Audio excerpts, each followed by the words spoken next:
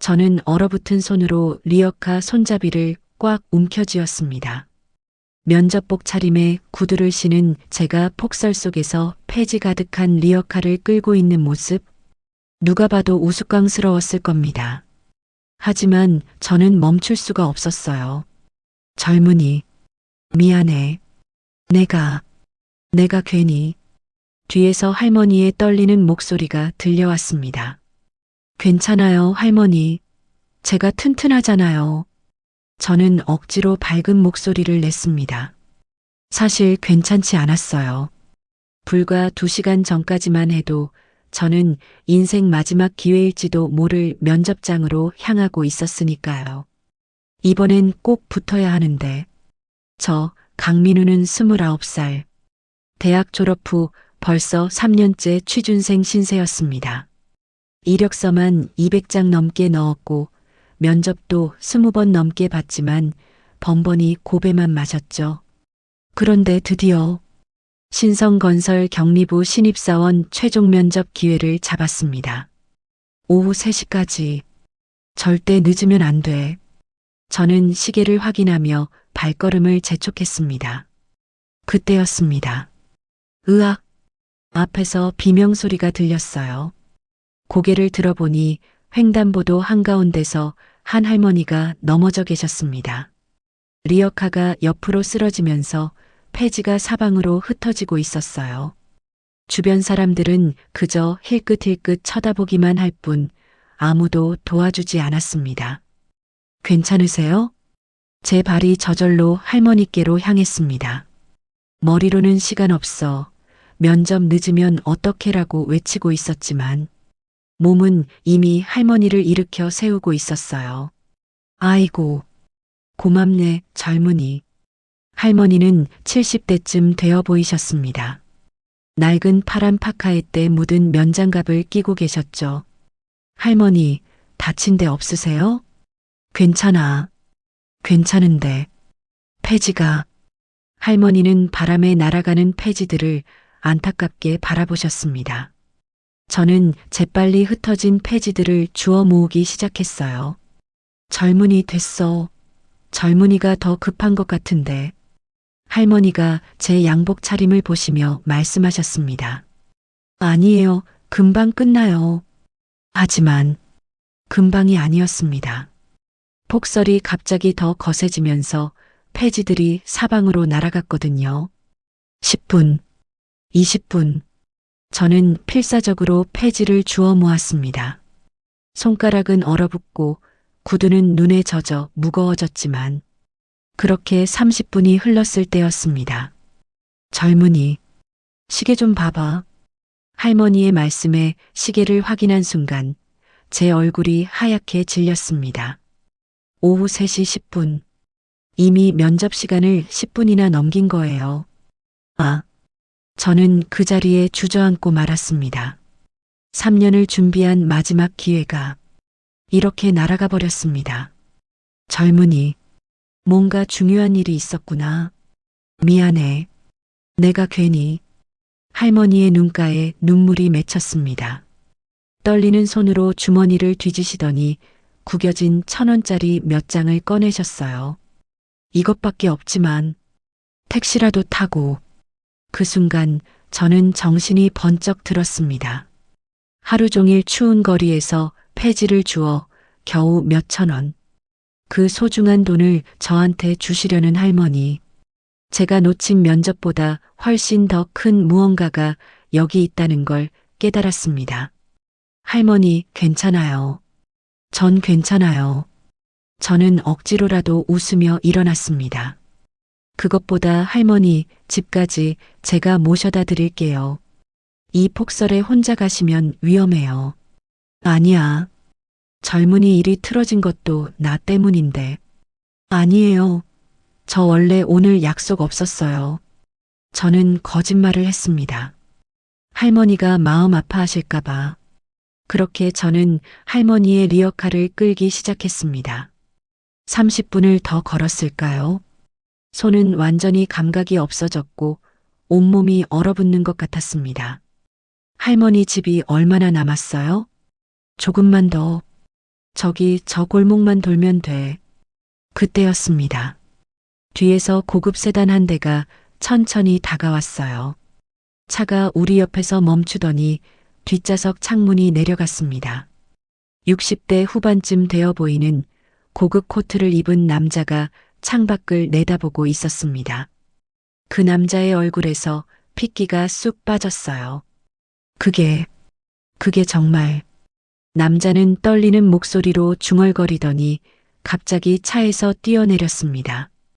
그리고는 리어카 뒤에서 리어카를 밀어주고 계시던 할머니를 똑바로 쳐다봤어요. 저는 이상한 느낌이 들었습니다. 그 남자의 눈에 눈물이 그득했거든요. 순자 씨. 남자가 떨리는 목소리로 할머니를 불렀습니다. 할머니는 고개를 갸우뚱하며 남자를 쳐다보셨어요. 누구시죠? 저 박진철입니다. 기억 안 나십니까? 40년 전 서울역에서.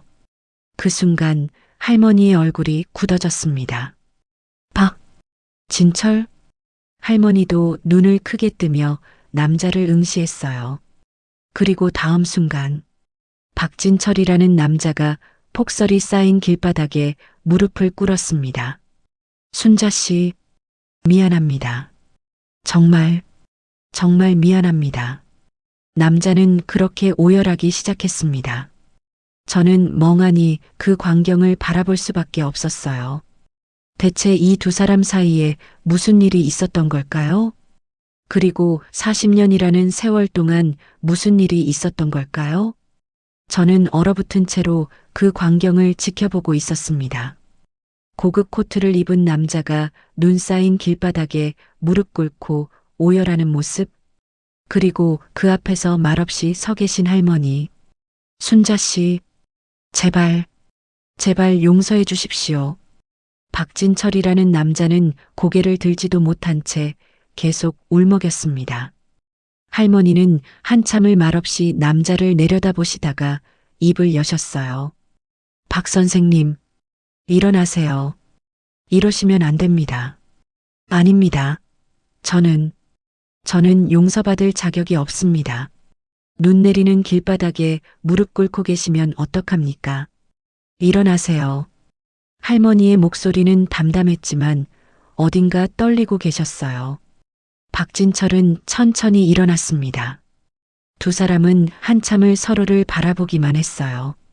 40년이라는 세월이 그 시선 속에 담겨 있는 것 같았습니다. 할머니, 저는 조심스럽게 입을 열었습니다. 제가 자리를 피해 드릴까요? 아니야, 민우야. 할머니가 제 손을 꼭 잡으셨습니다. 넌 내 은인이야. 함께 있어도 돼. 은인? 저는 그저 당연한 일을 했을 뿐인데. 박진철이 저를 쳐다봤습니다. 젊은이, 면접은 어떻게 됐습니까? 저는 깜짝 놀랐어요. 이 사람이 어떻게... 차 안에서 다 봤습니다. 순자 씨를 도우려고 면접을 포기한 것까지. 박진철의 눈빛이 제게로 향했습니다. 신성건설 경리부 최종 면접이었죠? 네. 어떻게... 내가 신성건설 회장입니다. 순간 제 머릿속이 하얘졌습니다. 신성건설 회장? 대한민국 10대 건설사 중 하나인 그 신성건설에? 합격입니다. 강민우 씨. 네. 아니, 합격이 아닙니다. 박진철 회장은 주머니에서 명함을 꺼냈어요. 당장 내일부터 내 비서실로 출근하십시오. 경력직 대우로 연봉은 당신이 원하는 만큼 드리겠습니다. 저 회장님, 이게 무슨... 당신은 40년 전에 나를 봤습니다. 박 회장의 눈에서 눈물이 흘러내렸어요. 40년 전, 나도 당신처럼 인생의 마지막 기회를 포기하고 한 사람을 도왔습니다. 아니, 도왔다고 생각했죠. 박 선생님, 할머니가 떨리는 목소리로 불렀습니다. 그만하세요. 그건 다 지난 일입니다. 아닙니다. 지난 일이 아닙니다. 박 회장이 소리쳤어요. 40년. 40년을 하루도 빠짐없이 당신을 찾았습니다. 전국의 모든 동사무소, 주민센터, 경찰서에 수소문했습니다. 사립탐정만 20명을 고용했습니다. 왜 그러셨어요? 당신 때문에 제가 살았으니까요. 40년 전 1985년 겨울 서울역. 기차 기적 소리, 사람들 소란한 소리. 박 회장의 목소리가 조용히 이야기를 시작했습니다. 그때 저는 26살이었습니다. 1985년 12월. 박진철은 부산에서 상경한 가난한 청년이었습니다. 서울대 토목공학과를 우수한 성적으로 졸업했지만 집안이 너무 가난했죠. 어머니는 일찍 돌아가셨고 아버지는 병환이셨고 어린 두 동생을 책임져야 했습니다. 대한건설 입사시험. 이번이 마지막 기회였습니다. 당시 대한건설은 대한민국 최고의 건설회사였어요. 거기 합격만 하면 가족을 먹여 살릴 수 있었죠. 면접 시간은 오후 2시. 박진철은 새벽 기차를 타고 서울역에 도착했습니다. 시간은 충분했어요. 오전 10시에 도착했으니까요. 하지만 서울역 광장에서 그는 한 광경을 목격했습니다. 한 여자가 쓰러져 있었어요. 20대 초반쯤 되어 보이는 젊은 여자였습니다. 낡은 옷을 입고 얼굴은 창백했으며 손에는 생후 몇 개월밖에 안 돼 보이는 아기를 안고 있었죠. 도와주세요. 제발, 우리 아기만이라도. 여자는 가느다란 목소리로 애원했습니다. 하지만 지나가는 사람들은 모두 외면했어요. 박진철의 발이 멈췄어요. 그 여자 옆에는 또 다른 젊은 여자가 서 있었습니다. 그 여자가 바로 김순자였죠. 아저씨, 도와주세요. 이 사람 죽겠어요. 김순자가 지나가는 사람들에게 외쳤지만 아무도 멈추지 않았어요. 박진철이 다가갔습니다. 무슨 일이세요? 이분이 갑자기 쓰러지셨어요. 아기도 숨을 제대로 못 쉬고 셋이서 급히 택시를 잡아 병원으로 향했습니다. 응급실에서 의사가 나왔어요. 산모는 폐결핵 말기입니다. 영양실조에 과로까지. 이미 손 쓸 수 없어요. 그럼 어떡합니까? 아기는 살릴 수 있습니다. 폐렴이지만 치료하면 괜찮아요. 치료비는 15만 원입니다. 15만 원. 박진철은 주머니를 뒤졌어요. 3만 원밖에 없었습니다. 김순자도 주머니를 뒤졌지만 2만 원이 전부였죠. 5만 원으로는 안 됩니다. 그냥 지나칠 수 없었던 게 꼭 돌아가신 어머니의 눈빛 같았거든요. 괜찮으세요? 박진철이 다가가자 여자가 간신히 고개를 들었습니다. 아기는 축 늘어져 있었고 얼굴이 파래져 있었어요. 3만 원, 그것이 그의 전 재산이었죠. 면접 후 부산까지 갈 기차표 값과 당분간 버틸 생활비. 응급실에 도착했을 때는 오후 12시였어요. 의사의 말에 여자는 그 자리에서 울음을 터뜨렸습니다. 고맙습니다. 정말 고맙습니다. 제가 돈을 구해올 테니 일단 치료 먼저 해주세요. 박진철은 병원을 뛰쳐나갔습니다.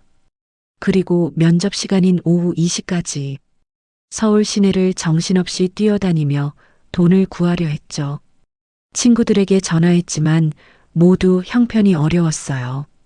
전당포에 시계를 맡기고 양복을 팔려고도 했지만 겨우 모은 돈이 5만 원이었습니다. 시계를 보니 오후 2시 30분. 면접 시간은 이미 지나가 있었어요. 그때 나는 주저앉아서 한참을 울었습니다. 박진철은 떨리는 목소리로 말을 이었습니다. 인생의 마지막 기회가 날아가 버린 거예요. 가족을 먹여 살릴 유일한 길이. 하지만 그는 다시 일어났습니다. 그리고 병원으로 돌아갔죠. 병원에 도착했을 때 그 여자는 이미 숨을 거둔 후였습니다. 안타깝지만 너무 늦었어요. 의사의 말에 김순자가 울고 있었어요. 품에는 그 여자가 남긴 아기를 안고 이 아이를 어떡하죠? 여자는 죽기 전 김순자에게 아기를 맡겼던 거예요. 제발 우리 아기 부탁합니다. 그것이 여자의 마지막 말이었습니다. 박진철은 8만 원을 간호사에게 건넸어요. 나머지는 제가 이래서라도 갚겠습니다. 일단 아기부터 살려주세요. 간호사가 안타까운 얼굴로 고개를 저었습니다.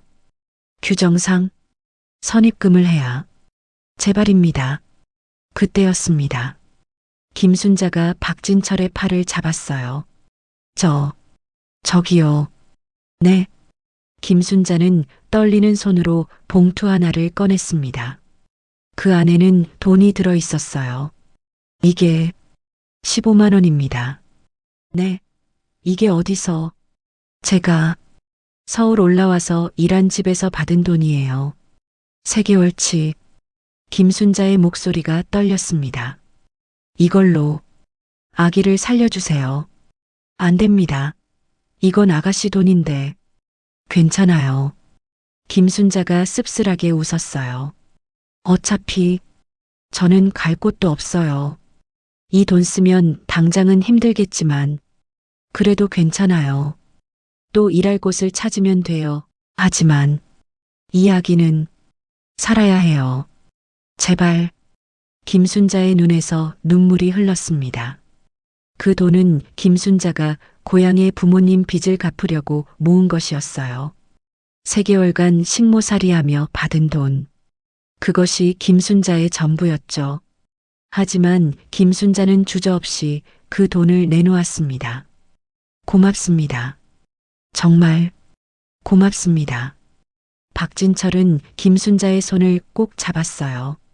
아기는 무사히 치료를 받았습니다. 밤이 깊었습니다. 박진철과 김순자는 병원 복도 의자에 앉아 있었어요. 둘 다 돈도 없고 갈 곳도 없었습니다. 아가씨, 성함이 김순자입니다. 저는 박진철이고요. 순자씨, 정말 미안합니다. 순자씨 돈까지 괜찮아요. 김순자가 잠든 아기를 내려다보며 말했어요. 이 아이가 살았잖아요. 그걸로 됐어요. 하지만 일자리가 또 찾으면 되죠, 뭐. 김순자는 밝게 웃었지만 박진철은 알 수 있었어요. 그 웃음 뒤에 감춰진 절망을. 순자 씨, 진철 씨도 뭔가 중요한 일 놓치신 거죠? 네. 무슨 일이었어요? 대한건설 면접이었습니다. 마지막 기회였는데 박진철의 목소리가 떨렸어요. 가족을 먹여 살릴 유일한 길이었는데 김순자는 한참을 침묵하다가 입을 열었습니다. 진철 씨, 네. 후회하세요? 아니요. 박진철은 고개를 저었어요. 후회는 안 합니다. 다만, 이제 어떻게 해야 할지 모르겠어요. 집에도 못 돌아가겠고, 부산에서 올라올 때 아버지가 얼마나 기뻐하셨는데, 박진철의 눈에서 눈물이 흘렀습니다. 아버지는 병환 중이세요. 제가 대한건설 합격하면 좋은 약 드릴 수 있을 거라고, 동생들도 학교 보낼 수 있을 거라고. 김순자가 박진철의 손을 잡았어요. 진철 씨, 우리 약속해요. 약속이요? 우리 둘 다 바닥이에요. 하지만 여기서 포기하지 말아요. 김순자의 눈빛이 빛났습니다. 진철 씨는 머리도 좋고 배운 것도 많잖아요. 저는 배운 건 없지만 악착같이 일할 수 있어요. 순자 씨, 우리 다시 시작해요. 그리고 꼭 성공해요. 김순자가 새끼손가락을 내밀었어요. 10년 후에 다시 만나요. 그때는 서로 떳떳한 모습으로. 박진철도 새끼손가락을 걸었습니다. 약속합니다. 10년 후에. 두 사람은 그렇게 약속을 했어요. 그날 밤 김순자는 박진철에게 말했습니다. 진철 씨, 제가 이야기를 키울게요. 네. 하지만 순자 씨도 형편이. 그래도 저는 혼자잖아요. 진철 씨는 부모님과 동생들이 있고 김순자가 아기를 안아 올렸어요. 이 아이 엄마가 저한테 부탁했어요. 그리고 김순자의 눈에서 눈물이 흘렀습니다.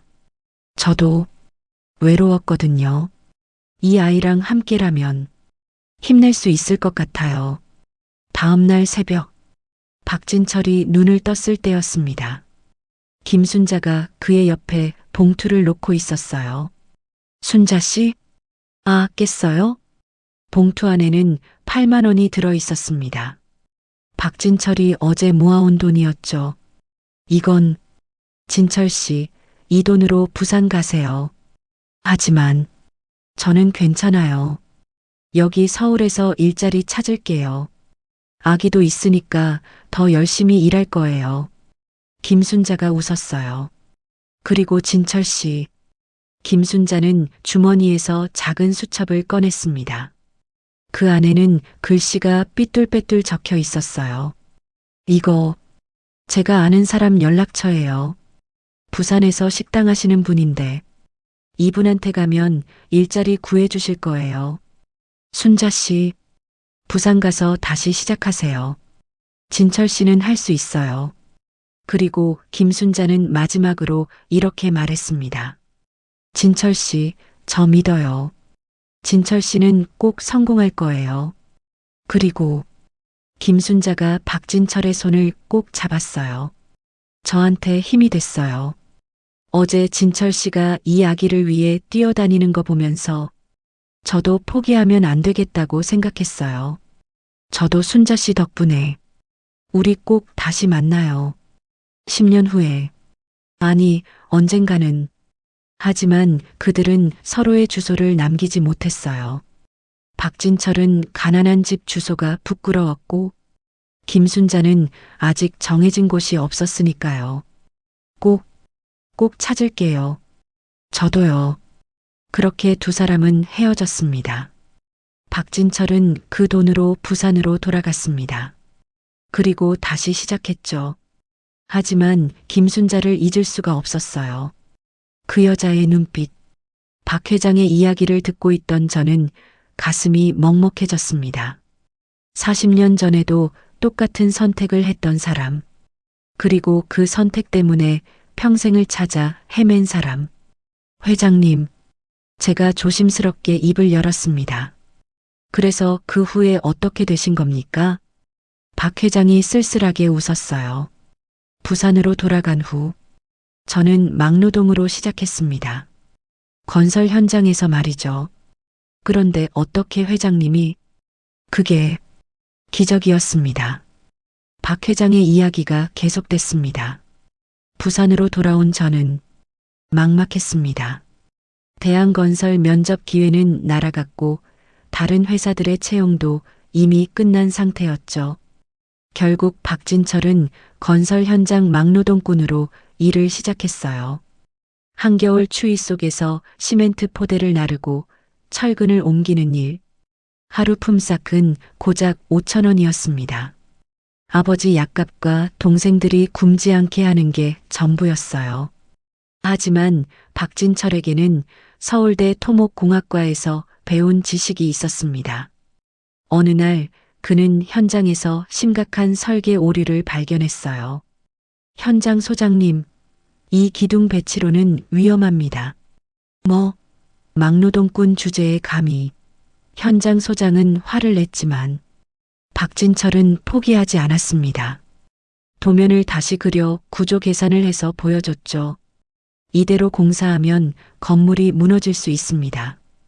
현장 소장은 반신반의하며 본사 기술팀에 확인을 요청했어요.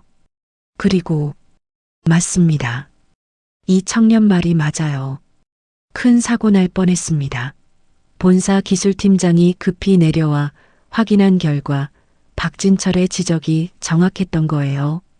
자네, 어디서 배웠나? 서울대 토목공학과 졸업했습니다. 서울대를?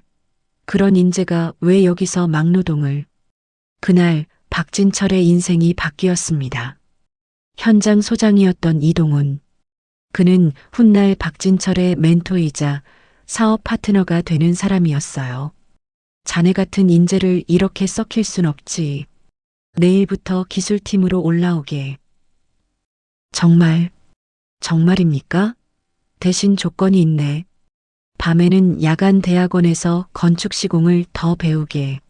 내가 학비 대줄 테니. 이동훈 소장은 박진철의 재능을 알아봤습니다. 그리고 그렇게 3년이 흘렀어요. 1988년. 진철아, 나랑 회사 차릴 생각 없나?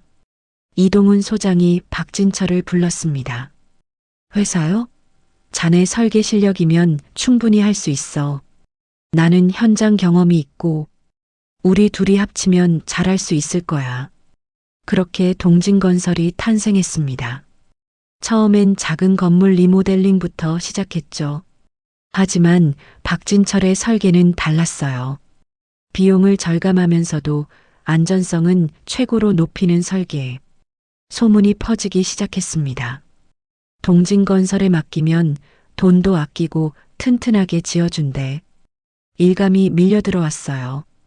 5년 후에는 중견건설사로, 10년 후에는 상장사로, 20년 후에는 대한민국 10대 건설사 안에 들었습니다. 그리고 회사 이름을 바꿨습니다. 신성건설로. 왜 신성건설로 바꾸신 겁니까? 제가 물었어요. 박 회장이 쓸쓸하게 웃었습니다. 믿을 신자, 정성 성자입니다. 믿음과 정성. 그 여자에게 약속했던 거예요. 언젠가 반드시 찾아서 은혜를 갚겠다고. 그 믿음과 정성으로 회사를 키웠습니다. 박 회장의 눈에서 눈물이 흘렀어요. 하지만 찾을 수가 없었습니다. 회사가 어느 정도 자리를 잡은 1990년부터 본격적으로 김순자 씨를 찾기 시작했습니다. 박 회장은 전국의 모든 김순자를 수소문했어요. 사립탐정을 고용하고 신문에 광고를 내고 방송국에 사연을 보냈습니다. 1985년 12월 서울역 인근 병원에서 아기를 치료받은 김순자라는 여성을 찾습니다. 하지만 아무 소식이 없었어요. 10년이 지나고 20년이 지나고 30년이 지나도 김순자는 나타나지 않았습니다. 왜 나타나지 않는 거지? 혹시 내가 잘못 기억한 건가? 박 회장은 자책했습니다. 혹시 자신이 무언가 잘못한 건 아닐까? 혹시 김순자가 자신을 피하는 건 아닐까? 그러다가 5년 전 아내가 세상을 떠났습니다. 박 회장의 목소리가 떨렸어요. 아내는 제 사정을 다 알고 있었어요. 40년간 다른 여자를 찾아 헤매는 남편을. 그래도 이해해 주셨나요? 아내는 천사였습니다. 오히려 저를 도와줬어요. 당신이 그 여자를 찾지 못하면 평생 후회할 거예요. 찾으세요. 나는 괜찮아요라고. 박 회장은 고개를 떨구었습니다. 하지만 아내가 세상을 떠날 때까지도 찾지 못했습니다. 박 회장의 고백에 할머니는 한참을 침묵하셨어요. 그리고 떨리는 목소리로 입을 여셨습니다. 박 선생님, 부인께서 정말 좋은 분이셨네요. 네. 제가 받을 자격도 없는 사랑이었습니다. 박 회장이 고개를 숙였어요. 그런데 순자 씨, 박 회장이 조심스럽게 물었습니다. 40년간 어떻게 지내셨습니까? 그리고 그 아기는. 할머니의 얼굴이 어두워졌어요. 아기는 잘 컸어요. 지금 어디 있습니까? 할머니는 대답 대신 눈물만 흘리셨습니다. 저는 가슴이 답답해졌어요. 뭔가 큰 비극이 있었던 것 같았습니다. 순자 씨, 말씀하시기 힘드시면. 아니에요. 할머니가 눈물을 닦으며 말했어요. 이제 말해야죠. 40년간 혼자 짊어졌던 이야기를 박 선생님과 헤어진 후 저는 아기를 안고 서울 거리를 헤맸어요. 1985년 겨울 22살의 김순자. 품에는 이름도 모르는 아기를 안고 주머니에는 단 한 푼도 없이 첫날 밤은 서울역 대합실에서 잤어요. 아기가 올까봐 밤새 안고 있었죠. 다음 날부터 김순자는 일자리를 찾아다녔습니다. 하지만 아기를 안고 있는 미혼모를 받아주는 곳은 없었어요. 아기가 있으면 안 돼요. 결혼도 안 한 주제에 애를 낳아? 사람들의 차가운 시선이 김순자를 찔렀습니다. 배고파서 식당 쓰레기통을 뒤진 적도 있어요. 아기 분유를 사야 했거든요. 일주일이 지나고 김순자는 결심했습니다. 아기를 고아원에 보내야겠다고 생각했어요. 그게 아기를 위한 거라고. 하지만 고아원으로 가는 길, 김순자는 발걸음을 멈췄어요. 품 안의 아기가 그녀를 올려다보고 있었거든요. 그 눈빛을 잊을 수가 없었어요. 꼭 제게 엄마 버리지 말라고 말하는 것 같았어요.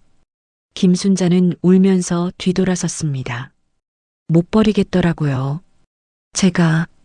제가 이 아이 엄마가 되어야겠다고. 그날부터 김순자의 진짜 고난이 시작됐습니다. 처음엔 남대문 시장에서 파출부 일을 했어요. 새벽 4시에 일어나 시장 청소를 하고, 아침에는 식당에서 설거지를 하고, 저녁에는 공장에서 야간 작업을, 세 군데를 돌아다니며 일했어요. 아기 분유값이랑 방세를 내려면. 하지만 아기는 자주 아팠습니다.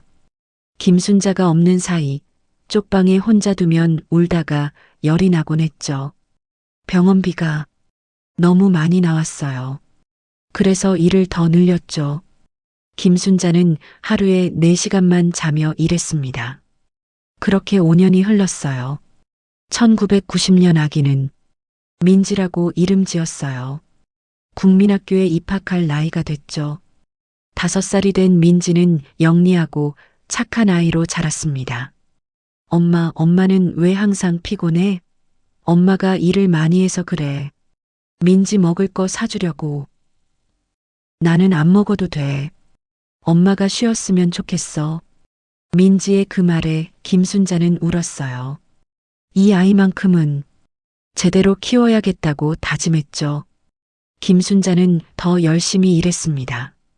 민지를 학교에 보내고 학원도 보내고 좋은 옷도 입히고 다른 애들한테 무시당하면 안 되잖아요. 민지는 잘못이 없는데. 하지만 현실은 냉혹했습니다. 저의 엄마 혼자 키우는 애래. 아빠도 없대. 불쌍하게. 아이들은 민지를 따돌렸고 학부모들은 김순자를 손가락질했습니다. 민지가 학교에서 많이 울고 왔어요. 친구들이 놀린대요. 김순자는 선생님을 찾아갔습니다. 선생님, 제발 우리 민지 좀 잘 봐주세요. 이 아이는 정말 착한 아이예요. 하지만 선생님의 대답은 차가웠어요. 그래도 요즘 시대에 미혼모라니. 아이한테 좋을 게 없어요. 1995년 세월이 흘러 민지는 중학생이 됐습니다. 엄마, 나 의사가 되고 싶어. 의사? 응, 의사 되면 돈 많이 벌잖아.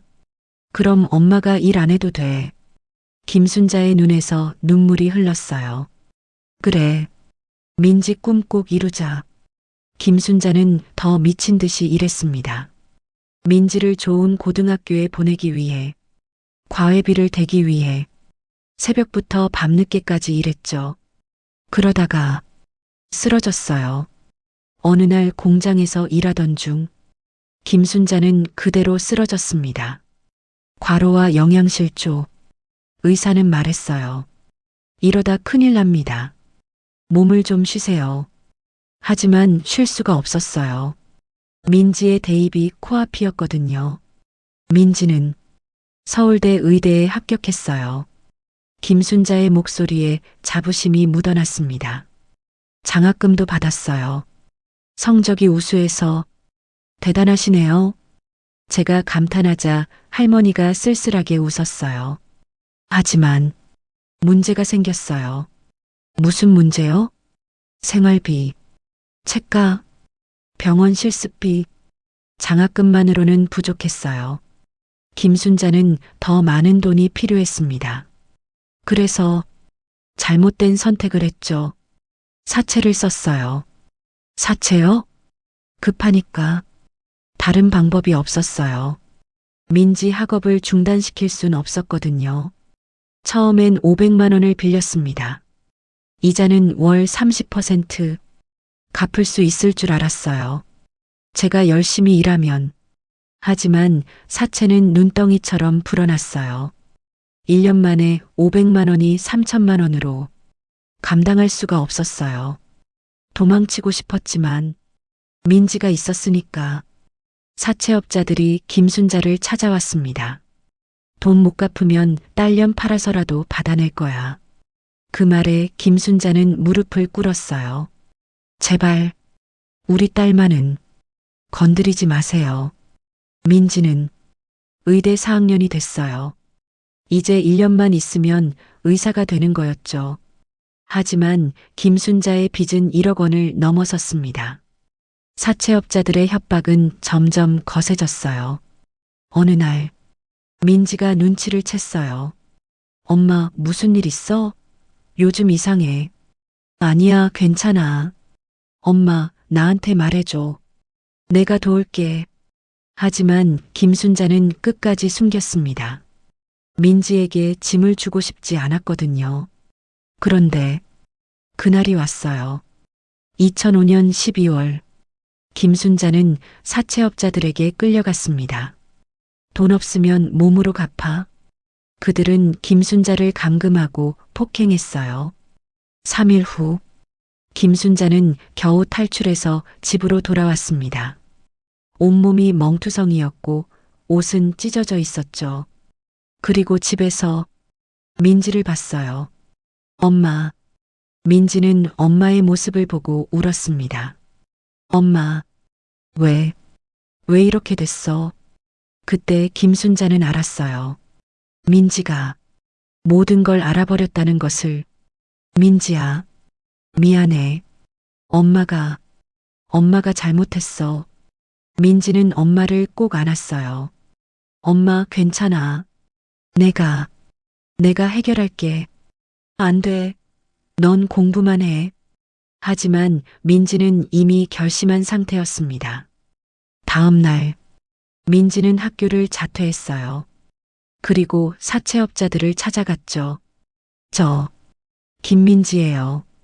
엄마 빚 제가 갚을게요. 어떻게 갚을 건데? 1억인데? 일할게요. 뭐든지 할게요. 대신 엄마는 건드리지 마세요. 사채업자들은 비웃었습니다. 의대생이 뭘 할 수 있다고? 좋아, 일 시켜줄게. 민지는 그렇게 유흥업소로 팔려갔습니다. 할머니의 목소리가 끊어졌어요. 온몸이 떨리고 계셨습니다. 할머니, 저는 할머니의 손을 잡았어요. 박 회장도 얼굴이 하얗게 질려 있었습니다. 순자 씨, 그래서 민지는 할머니는 한참을 울다가 말을 이었습니다.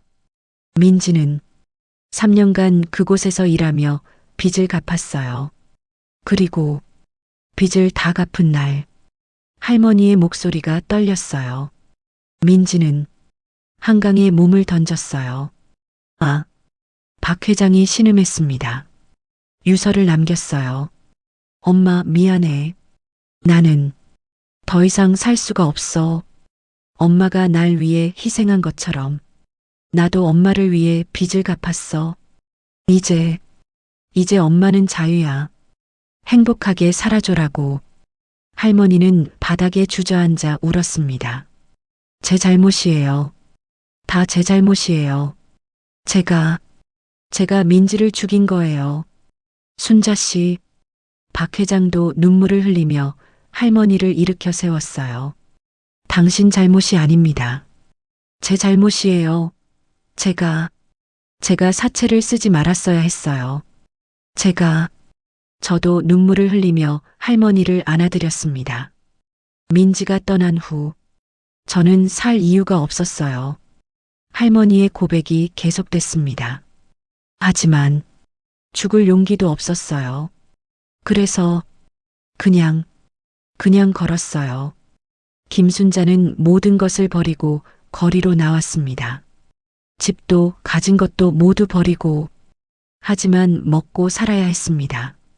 그래서 시작한 게 폐지 줍기였죠. 폐지를 주우면 아무 생각도 안 나거든요. 그냥 손만 움직이면 되니까. 15년. 김순자는 15년간 폐지를 주우며 살았습니다. 하루하루를 견디며 박 선생님을 찾을 생각도 못했어요. 이런 모습으로 어떻게 찾아가겠어요? 할머니는 고개를 떨구었어요. 저는 실패한 엄마예요. 아이 하나 제대로 지키지 못한. 아닙니다. 박 회장이 소리쳤어요. 당신은 훌륭한 어머니셨습니다.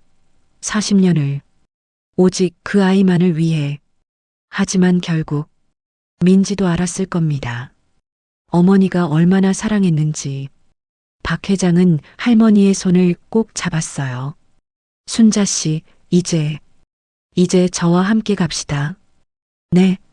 당신은 40년 전 제게 다시 시작할 용기를 주셨어요. 이번엔 제가 당신에게 드릴 차례입니다. 순자 씨, 이제 저와 함께 갑시다. 박 회장의 말에 할머니는 고개를 저었어요. 안 됩니다.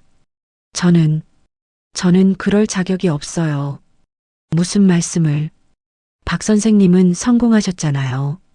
저 같은 실패한 인간이 선생님 옆에 있으면. 그때였습니다. 저는 참을 수가 없었어요. 할머니, 제가 소리쳤습니다. 할머니는 실패하지 않으셨어요. 민우야, 할머니는 저한테도 은인이세요. 저는 떨리는 목소리로 말했어요. 제가 사실 오늘 면접을 포기한 건 처음이 아니에요. 뭐? 박 회장이 저를 쳐다봤어요. 3년 전에도, 2년 전에도 면접 가는 길에 어려운 사람들을 보면 도와주고, 그러다 면접을 놓쳤어요. 저는 쓸쓸하게 웃었습니다. 그때마다 후회했어요. 왜 난 이럴까? 남 도와주다가 내 인생만 망치고 있어라고. 민우야. 그런데 오늘 할머니를 도우면서 알았어요. 저는 할머니의 손을 꼭 잡았어요. 제가 왜 그런 선택을 하는지. 제 안에도 할머니 같은 마음이 있었던 거예요. 남을 위해 희생할 수 있는. 눈물이 흘렀습니다. 할머니가 40년간 민지를 위해 사신 것처럼 저도 그렇게 살고 싶어요. 그게 진짜 성공 아닐까요? 박 회장이 제 어깨에 손을 올렸어요. 강민우 씨, 고맙습니다. 당신은 정말 훌륭한 청년입니다.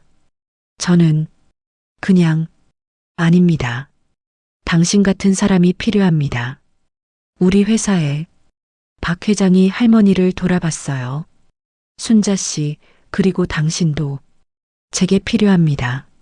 하지만 제발 제 옆에 있어 주십시오. 40년간 당신을 찾았습니다. 이제 놓칠 수 없어요. 박 회장의 간절한 목소리에 할머니는 조용히 고개를 끄덕였습니다. 2주 후 신성건설 본사.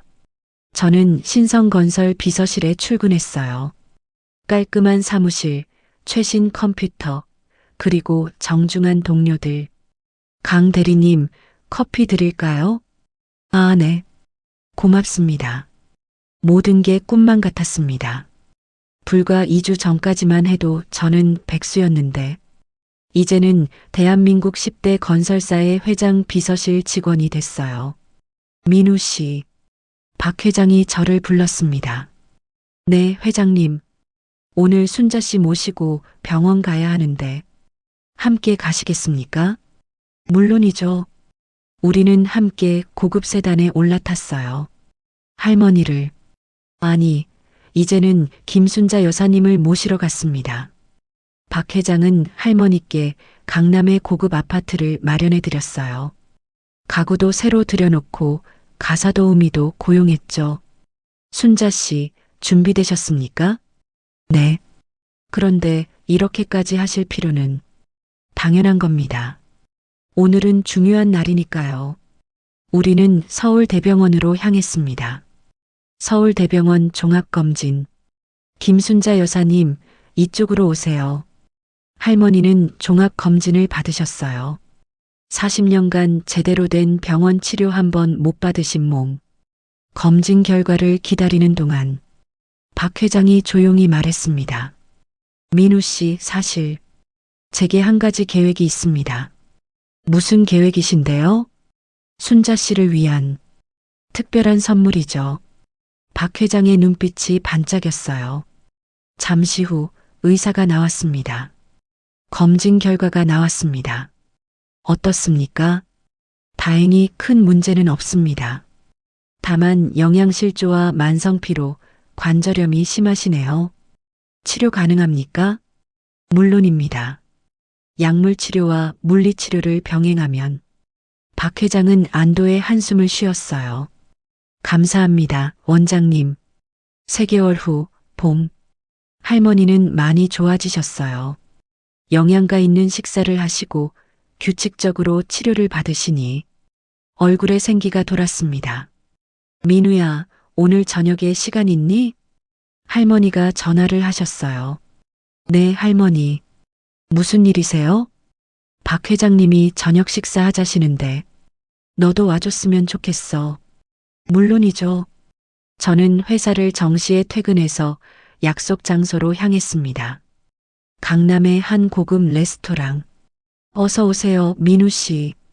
박 회장과 할머니가 기다리고 계셨어요. 그런데 뭔가 이상했습니다. 박 회장의 표정이 묘하게 긴장되어 있었거든요. 회장님, 무슨 좋은 일 있으세요? 곧 알게 될 겁니다. 식사가 시작됐어요. 분위기는 좋았지만 박 회장은 계속 시계를 쳐다봤습니다. 마치 누군가를 기다리는 것처럼. 그때였습니다. 레스토랑 문이 열렸어요. 한 여자가 들어왔습니다.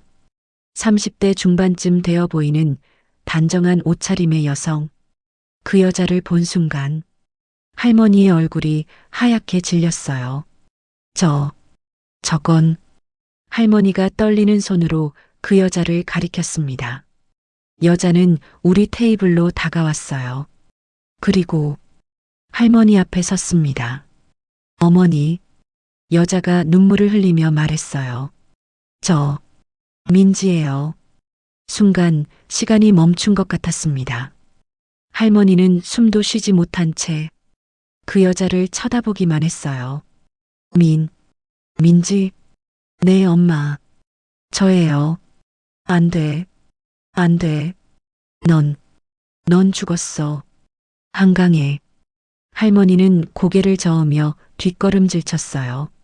이건 꿈이야. 내가 미친 거야. 민지가 할머니를 껴안았습니다. 엄마, 저 살아있어요. 진짜 저예요. 민지, 정말 내가 맞니? 할머니는 떨리는 손으로 민지의 얼굴을 쓰다듬었어요. 정말 내가.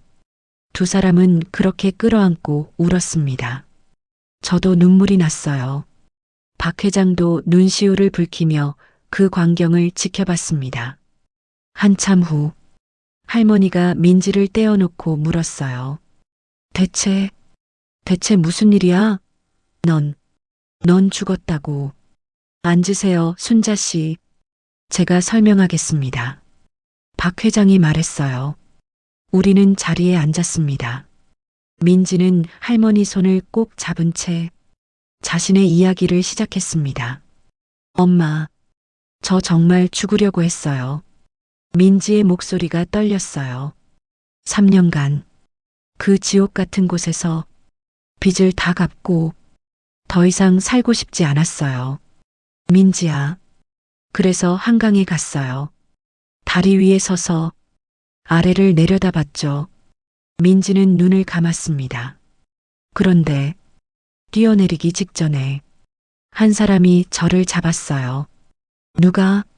어떤 할머니셨어요. 70대쯤 되신. 민지는 이야기를 이었어요. 그날 밤 한강 다리 위에서 한 할머니가 민지를 붙잡았다고 합니다. 아가씨, 안 돼요. 뛰어내리면 안 돼요. 놔주세요. 제발. 안 돼. 절대 안 돼. 할머니는 필사적으로 민지를 붙잡았어요. 내 딸도 당신 나이 때 이렇게 떠났어. 제발, 제발 죽지 마. 할머니의 절박한 목소리에 민지는 발을 거두었습니다. 그 할머니가 저를 살렸어요. 할머니는 민지를 자신의 집으로 데려갔어요. 작은 아파트였지만 따뜻했죠. 며칠간 그 집에 있었어요. 할머니는 제게 밥을 해주시고 이야기를 들어주셨어요. 그래서 할머니 말씀이 죽고 싶으면 죽어도 돼. 하지만 그 전에 내 인생을 한 번만 더 살아봐. 완전히 새로운 사람으로라고 하셨어요. 민지는 그 말에 힘을 얻었습니다. 그래서 이름을 바꿨어요. 김민지가 아니라 김민서로요. 이름을. 그리고 할머니 도움으로 다시 공부를 시작했어요. 자퇴한 지 오래돼서 복학할 기회를 놓쳤거든요. 검정고시부터. 민지, 아니 민서는 새로운 삶을 살았습니다. 2년 만에 검정고시를 통과하고 간호학과에 입학했죠. 의사는 못 됐어요. 하지만 간호사가 됐어요. 민지는 졸업 후 서울대병원에 취직했습니다. 그리고 10년간 열심히 일했어요.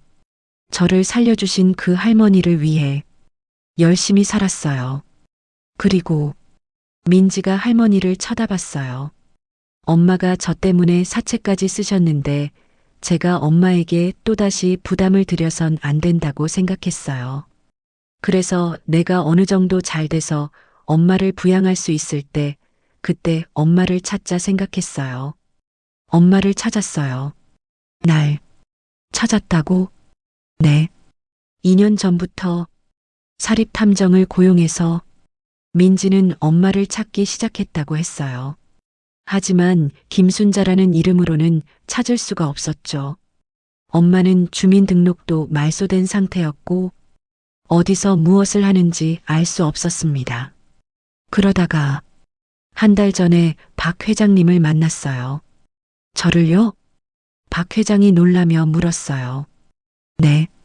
제가 근무하는 병원에 회장님이 순자 씨 모시고 오셨잖아요.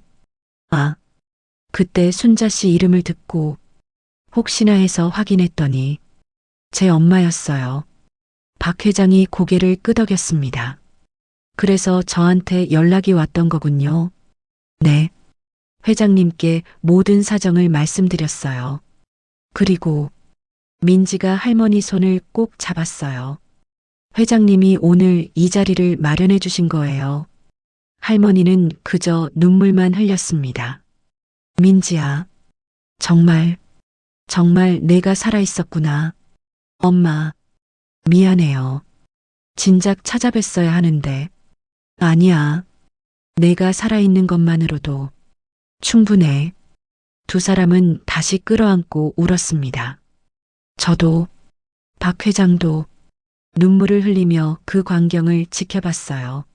한참 후, 감정이 진정됐을 때 박 회장이 입을 열었습니다. 순자 씨, 그리고 민지 씨. 네, 회장님. 사실 제게는 한 가지 더 말씀드릴 게 있습니다. 박 회장의 표정이 진지해졌어요. 뭔가요? 40년 전, 그날 서울역에서 우리가 구한 아기 말입니다. 네, 그 아기의 어머니, 기억하십니까? 할머니가 고개를 끄덕였어요. 물론이죠. 폐결핵으로 돌아가신 그 여자가 죽기 직전에 제게 뭔가를 주었습니다. 박 회장은 주머니에서 낡은 봉투를 꺼냈어요. 이걸 40년간 보관해 왔습니다. 봉투 안에는 종이 한 장이 들어 있었습니다. 박 회장이 그것을 펼쳤어요. 이건 그 여자가 남긴 편지입니다. 그리고 박 회장의 손이 떨렸어요. 그 편지에 놀라운 내용이 적혀 있습니다. 박 회장이 떨리는 손으로 편지를 펼쳤습니다. 40년 된 낡은 종이, 글씨는 희미했지만 여전히 읽을 수 있었어요. 이 편지는 1985년 12월 그 여자가 병원에서 죽기 직전에 쓴 것입니다. 박 회장이 읽기 시작했어요. 제 아기를 살려주신 두 분께 제 이름은 박미선입니다. 저는 이제 곧 이 세상을 떠날 것 같습니다. 폐결핵 말기. 의사 선생님이 오늘 밤을 넘기기 힘들 거라고 했습니다. 하지만 괜찮습니다. 제 아기가 살았으니까요. 두 분 덕분에 제게는 이 아기 외에 아무것도 없습니다. 아기 아버지는 제가 임신했다는 말을 듣고 도망갔고 가족들은 저를 집에서 쫓아냈습니다. 그래도 저는 이 아이를 낳고 싶었어요. 제 생명보다 소중한 아이니까요. 하지만 제가 키울 수 없게 됐네요.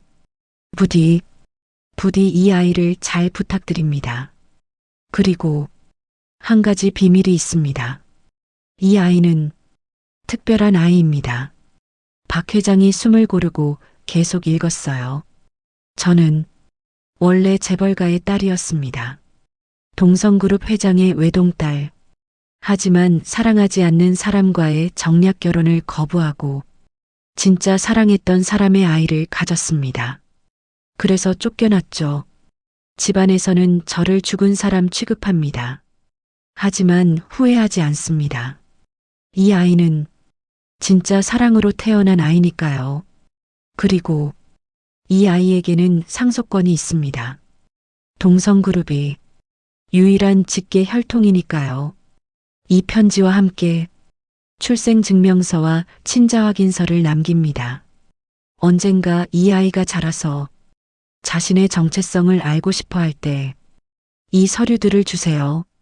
그리고 한 가지만 더. 부디 이 아이를 사랑으로 키워주세요. 돈이나 권력보다 사랑이 더 중요하다는 걸 제 아이가 알았으면 좋겠습니다. 이 아이 이름은 박서윤입니다. 제 성을 따서 서윤이, 엄마가 많이 사랑한다. 박미선. 편지를 다 읽은 박 회장은 조용히 종이를 내려놓았습니다. 모두가 침묵에 잠겼어요. 할머니가 떨리는 목소리로 물었습니다. 그럼 민지가, 아니 그 아기가. 네. 동성그룹 회장의 외손녀입니다. 순간 민지의 얼굴이 하얗게 질렸어요.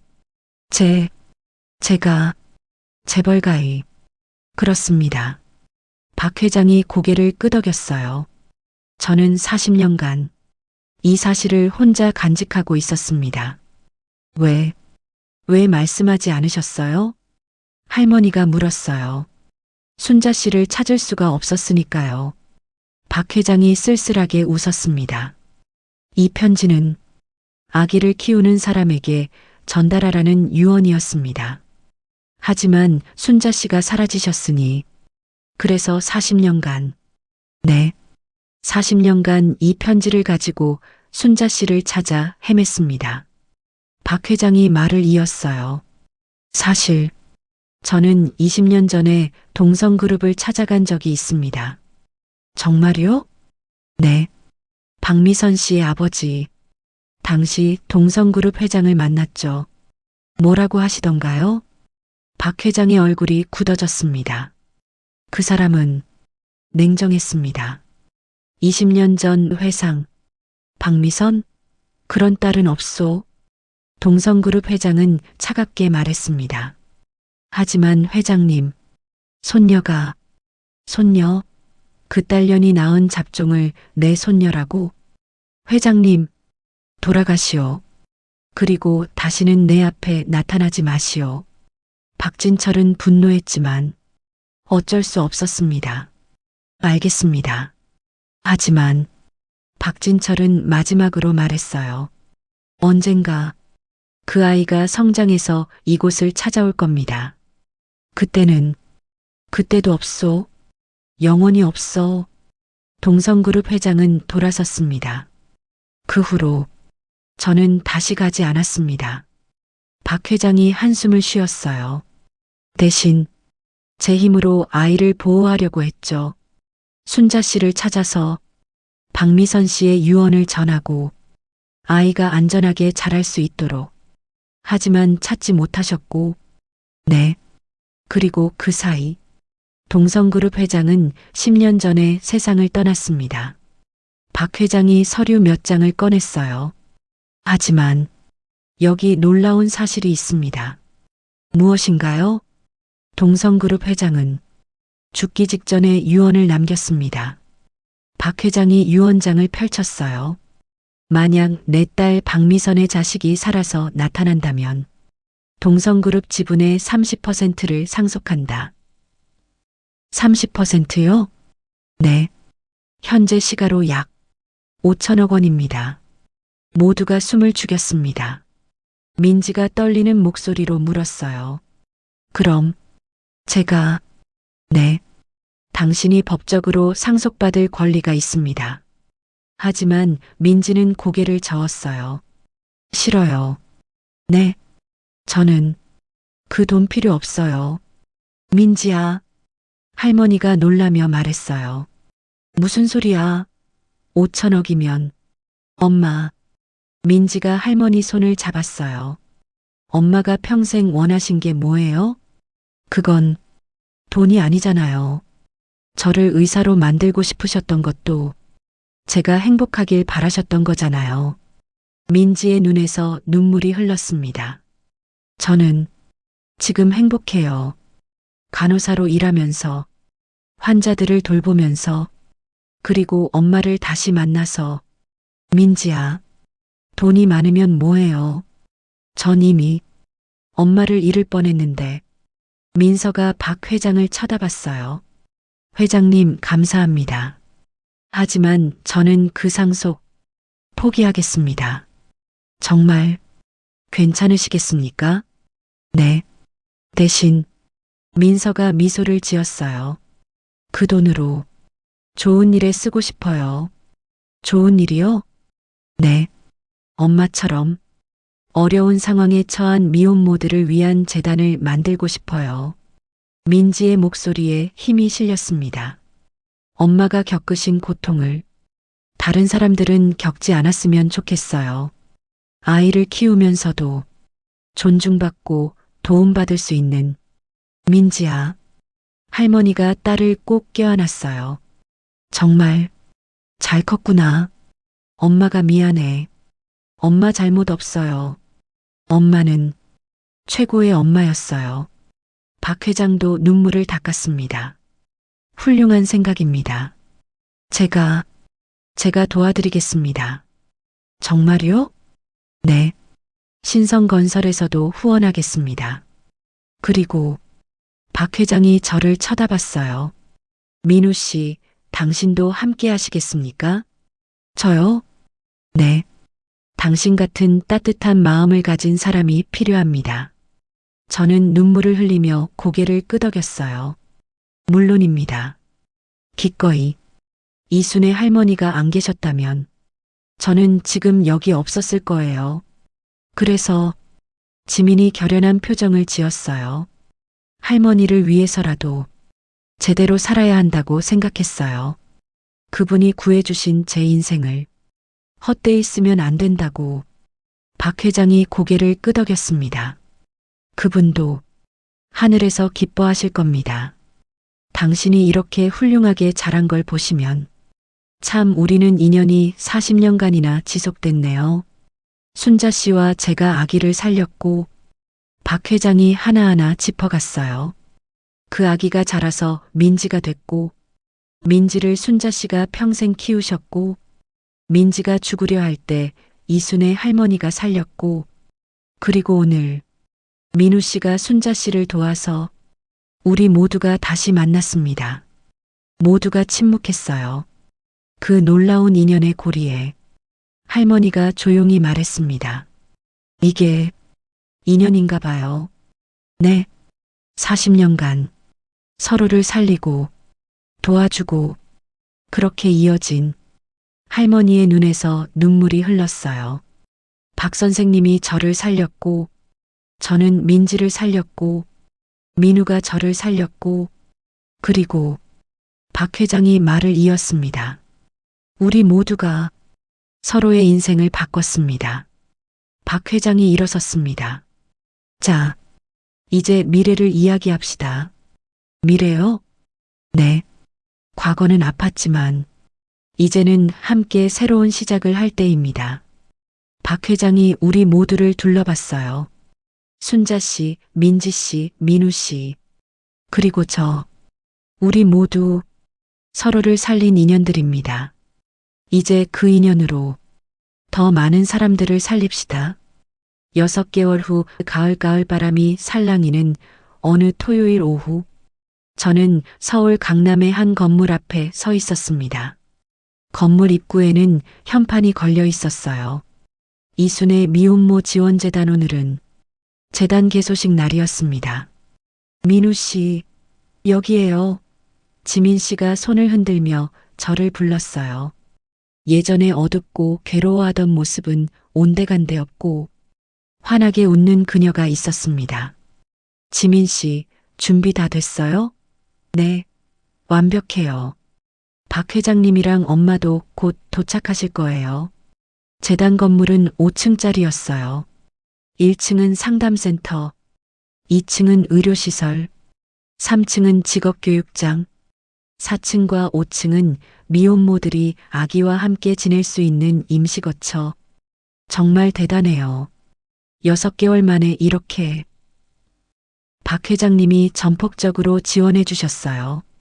그리고 지민이 건물 안으로 저를 안내했습니다. 벽면에는 사진들이 걸려 있었어요. 40년 전 서울역에서 찍은 듯한 흑백 사진. 젊은 박진철과 김순자가 아기를 안고 있는 모습. 이건 박 회장님이 당시 병원에서 찍으셨던 거래요. 40년간 보관하고 계셨대요. 그 옆에는 또 다른 사진이 있었어요. 이순의 할머니가 환하게 웃고 있는 사진. 할머니를 기리기 위해서 재단 이름도 할머니 이름으로 지었어요. 지민의 눈가가 촉촉해졌습니다. 할머니가 저를 살려주셨으니까 이제 저도 다른 사람들을 살려야죠. 그때 입구에서 소란스러운 소리가 들렸어요. 어머, 회장님, 어서 오세요.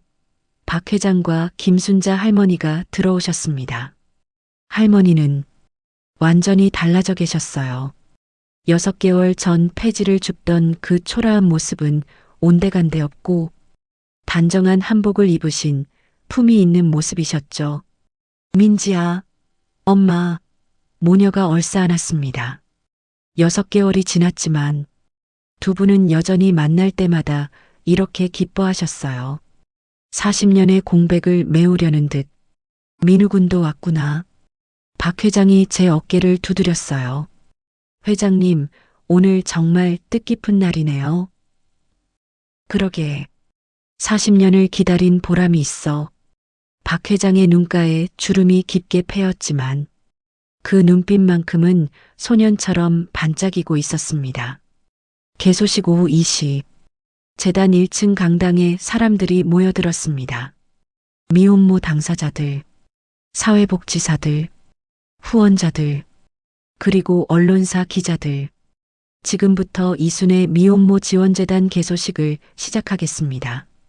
사회자의 멘트와 함께 박 회장이 단상에 올랐습니다. 안녕하십니까. 신성건설 회장 박진철입니다. 박 회장은 준비한 원고를 내려다봤어요. 하지만 원고를 읽지 않았습니다. 사실 오늘 제가 할 이야기는 원고에 없는 이야기입니다. 사람들이 숨죽이며 들었어요. 40년 전, 저는 인생 최대의 기회를 포기했습니다. 박 회장이 김순자 할머니를 쳐다봤어요. 한 여자와 아기를 살리기 위해 면접을 포기했죠. 그때 저는 모든 것을 잃었다고 생각했습니다. 박 회장의 목소리가 떨렸어요. 하지만 지금 돌아보니 그게 제 인생 최고의 선택이었습니다. 그 선택이 저를 여기까지 오게 했고, 그 선택이 오늘 이 재단을 만들게 했습니다. 박 회장이 청중들을 둘러봤어요. 여러분, 선택의 순간은 누구에게나 옵니다. 내 것을 지킬 것인가, 남을 도울 것인가. 그 선택이 우리 인생을 결정합니다. 박 회장은 단상에서 내려와 김순자 할머니 곁으로 걸어갔습니다. 그리고 저는 40년 만에 깨달았습니다. 박 회장이 할머니의 손을 잡았어요. 내가 그분을 살린 게 아니라 그분이 저를 살렸다는 것을. 할머니도 눈물을 흘렸습니다. 청중석에서 박수가 터져 나왔어요. 다음으로 지민이 단상에 올랐습니다. 안녕하세요. 저는 이 재단의 초대 이사장 김민서입니다. 지민은 떨리는 목소리로 말을 이었어요. 사실 제 이름은 김민서가 아니었습니다. 김민지였죠. 청중들이 웅성거렸어요. 저는 미혼모의 딸로 태어났습니다. 지민이 자신의 이야기를 시작했어요. 차별받으며 자란 어린 시절, 사체에 시달리던 엄마, 유흥업소로 팔려갔던 과거, 그리고 한강 다리에서의 그날 밤, 저는 죽으려고 했습니다. 지민의 고백에 강당이 조용해졌어요. 하지만 한 할머니가 저를 붙잡아 주셨어요. 죽지 마. 다시 시작해라고. 그 한마디가 저를 살렸습니다. 지민은 이순애 할머니의 사진을 가리켰어요. 이순애 할머니, 이 재단의 이름이 된 그분이 저에게 두 번째 인생을 주셨습니다. 지민의 눈에서 눈물이 흘렀어요. 그래서 저는 이제 다른 사람들에게 두 번째 인생을 주고 싶습니다. 미혼모라고 차별받지 않는 세상, 아이를 키우면서도 당당할 수 있는 세상, 그런 세상을 만들고 싶습니다. 지민이 고개를 숙여 인사했습니다. 우레와 같은 박수가 쏟아졌어요. 개소식이 끝난 후 한 젊은 여성이 조심스럽게 다가왔습니다. 10대 후반쯤 되어 보이는 배가 불러온 임신부였어요. 여기가 미혼모를 도와주는 곳이라고. 지민이 환하게 웃으며 다가갔습니다. 네, 맞아요. 어서 오세요. 저는 갈 곳이 없어서. 여성의 눈에서 눈물이 흘렀어요. 부모님이 절 쫓아냈어요. 애를 가졌다고. 괜찮아요. 지민이 그녀의 손을 잡았어요. 이제 여기가 당신의 집이에요. 정말요? 네. 우리가 함께 할게요. 당신 혼자가 아니에요. 여성은 그 자리에서 주저앉아 울었습니다. 김순자 할머니가 다가가 그녀를 일으켜 세웠어요. 울지 마요, 아가씨. 이제 괜찮아요. 할머니, 나도 당신처럼 혼자 아이를 키웠어요. 40년 전에 할머니가 여성을 꼭 안아주었어요. 힘들었지? 많이 힘들었지. 네, 너무 힘들었어요. 이제 괜찮아. 우리가 있잖아. 그 광경을 보며 저는 눈물이 났습니다. 40년 전 할머니가 겪었던 그 고통을 이제 다른 사람은 겪지 않아도 되는 거예요. 1년이 흘렀습니다. 이순애 재단은 벌써 150명의 미혼모를 도왔어요. 임시거처를 제공하고 직업교육을 시키고 아이들을 돌봐주고. 민우 이사님, 5층에 새로운 분이 입주하셨어요. 네, 지금 갑니다. 저는 이제 재단의 상임이사가 됐어요. 신성건설 비서실을 그만두고 이곳에서 풀타임으로 일하고 있죠. 민우야. 할머니가 손을 흔들었어요. 할머니는 매일 재단에 오셔서 봉사활동을 하셨습니다. 미혼모들의 상담을 해주시고 아기들을 돌봐주시고. 할머니, 오늘도 오셨어요? 당연하지. 내가 여기 안 오면 누가 애들 돌봐? 할머니는 이제 70대 중반이셨지만 누구보다 열정적이셨어요. 할머니, 너무 무리하시면. 괜찮아. 나는 이제 행복해서 일하는 거야. 할머니가 웃으셨어요. 40년간 민지만 생각하며 살았는데 이제는 많은 아이들을 볼 수 있으니 얼마나 좋은지 몰라. 어느 따뜻한 봄날 민지가 결혼을 했습니다. 신랑은 같은 병원에서 근무하는 소아과 의사. 착하고 따뜻한 사람이었어요. 엄마. 지민이 순백의 웨딩드레스를 입고 할머니 앞에 섰어요. 어떠세요? 예쁘죠? 할머니는 눈물만 흘렸습니다. 예뻐. 정말 예뻐. 엄마, 울지 마세요. 오늘은 기쁜 날이잖아요. 그래. 기쁜 날이지. 할머니가 민지의 손을 꼭 잡았어요. 민지야. 엄마가 미안해. 엄마 왜 또 그러세요? 내가 어렸을 때 제대로 못해줘서. 엄마. 민지가 할머니를 꼭 안았어요. 엄마는 최고였어요. 세상에서 제일 훌륭한 엄마였어요. 민지야. 엄마가 저한테 해준 사랑 평생 잊지 않을 거예요. 그리고 민지가 할머니를 바라봤어요. 저도 엄마처럼 살 거예요. 사랑으로. 결혼식장에는 많은 사람들이 왔어요.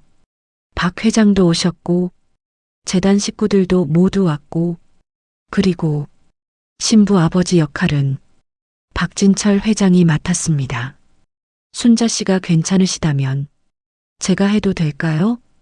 박 회장이 조심스럽게 물었을 때 할머니는 고개를 끄덕였어요. 그래 주세요. 박 선생님이 민지 아버지 같으신걸요. 버질로드를 걸으며 박 회장은 민지에게 조용히 말했습니다. 민지 씨, 행복하세요. 네, 회장님. 당신 어머니, 박미선 씨도 하늘에서 기뻐하실 겁니다. 감사합니다, 회장님. 아니, 내가 고마워요. 당신이 이렇게 훌륭하게 자라줘서 5년이 더 흘렀습니다. 이순의 재단은 전국에 5개 지부를 열었어요. 수많은 미혼모들이 재단의 도움을 받았고 자립에 성공했습니다. 어느 가을날 저는 재단 옥상에 올라갔습니다. 그곳에는 작은 정원이 있었어요. 벤치에는 2사람이 앉아 있었습니다. 박진철 회장과 김순자 할머니. 2분은 조용히 차를 마시고 계셨어요. 순자 씨. 네, 박 선생님? 우리 정말 멀리 왔네요. 그러게요. 40년이 후회 없으십니까? 박 회장이 물었어요. 할머니는 고개를 저었습니다. 없어요. 힘들었지만 후회는 없어요. 저도 그래요. 박 회장이 할머니 손을 잡았어요. 당신을 만난 건 제 인생 최고의 행운이었어요. 저도요. 박 선생님. 2사람은 그렇게 조용히 서로를 바라봤습니다. 45년 만에 다시 만나 이제는 함께 있는 2사람. 그때 재단 마당에서 아이들 웃음소리가 들렸어요. 재단에서 태어난 아기들. 이제는 유치원생이 된 아이들이 뛰어놀고 있었죠. 저것 봐요, 박 선생님. 할머니가 아이들을 가리켰어요. 저 아이들은 차별받지 않고 자랄 거예요. 네. 우리가 그렇게 만들었으니까요. 박 회장이 웃었습니다. 45년 전 우리가 한 아이를 살렸죠. 그 아이가 자라서 수백 명을 살렸어요. 그리고 그 수백 명이 또 다른 사람들을 살리겠죠. 할머니가 고개를 끄덕였어요. 그게 우리가 남긴 유산이네요. 네. 돈도 명예도 아닌 박 회장이 조용히 말했습니다. 사랑이라는 유산. 두 사람은 그렇게 석양을 바라보며 앉아 있었습니다. 그로부터 또 몇 년, 김순자 할머니께서 돌아가셨고 그 후 얼마 안 있어 박진철 회장님도 돌아가셨습니다. 이순의 재단 앞에는 동상이 세워졌습니다. 세 사람의 동상, 한 남자가 아기를 안고 있고 한 여자가 그 옆에 서 있고 그 뒤로 또 다른 할머니가 손을 뻗고 있는 동판에는 이렇게 적혀 있었습니다. 1985년 12월 한 남자와 한 여자가 생명을 살렸습니다. 그 생명이 자라 수천 명을 살렸고 그 수천 명이 세상을 바꿨습니다. 이것은 사랑의 기적입니다. 박진철, 김순자, 이순애를 기리며 어느 겨울날 한 청년이 그 동상 앞에 섰습니다. 바로 저 강민우였죠. 이제 40대가 된 저는 여전히 재단에서 일하고 있었어요. 회장님, 할머니, 저는 동상을 올려다보며 말했습니다. 저도 두 분처럼 살겠습니다. 사랑으로. 그때 뒤에서 목소리가 들렸어요. 민우 이사님, 젊은 직원이 달려왔습니다. 새로운 분이 입주 신청하셨어요. 그래요? 가봅시다. 저는 동상에 마지막 인사를 하고 돌아섰습니다. 그리고 새로운 생명을 돕기 위해 걸어갔습니다. 폭설이 내리기 시작했어요. 45년 전 그날처럼. 하지만 이번에는 추운 겨울이 아니었습니다. 따뜻한 시작이었죠.